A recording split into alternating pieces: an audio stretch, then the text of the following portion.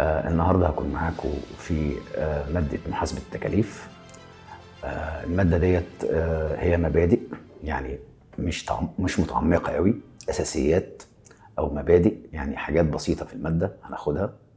بالنسبة لقسم محاسبة هيكمل المادة ديت في الترمات اللي جاية، يعني هيبدأ يكمل على اللي درسه الترم ده ويكمل الترم اللي بعده، وهكذا لغاية ما يخلص رابعة. يعني التكاليف مثلا في قسم محاسبة 4 ترمات، هياخد جزء الترم ده وهيكمل جزء الترم الجاي، وهيطلع رابعة برضه ياخد تكاليف، وترم تاني هياخد تكاليف. يعني في الأربع ترمات عنده تكاليف.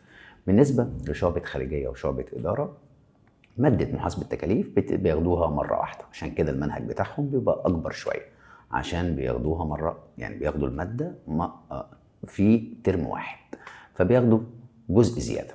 طيب، مادة محاسبة التكاليف عامة فيها جزئين، بتنقسم لجزئين. الجزء الأول هو طرق قياس التكاليف، والجزء الثاني الرقابة وقياس عناصر التكاليف. يبقى عندي المادة بتنقسم لجزئين. الجزء الأول طرق قياس التكاليف، وده حوالي نص المنهج، وده بيبقى سؤال كامل في الامتحان عليه حوالي 50 درجة.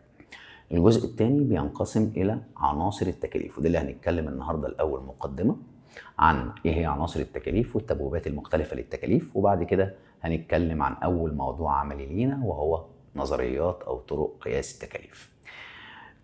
إحنا عارفين كلنا من سنة أولى إن معادلة الربح بتساوي إيه؟ بتساوي الإيراد ناقص المصروفات، أو الإيرادات ناقص المصروفات. طيب، المصروفات ديت اللي هي تكلفة الإيراد. المصروف ده هو تكلفة الإيراد، ده اللي احنا هنتكلم عليه السنة دي، اللي هو التكاليف بتاعة الإيرادات. طيب، التكاليف ديت بتتقسم لإيه؟ التكاليف ديت بتتقسم لإيه؟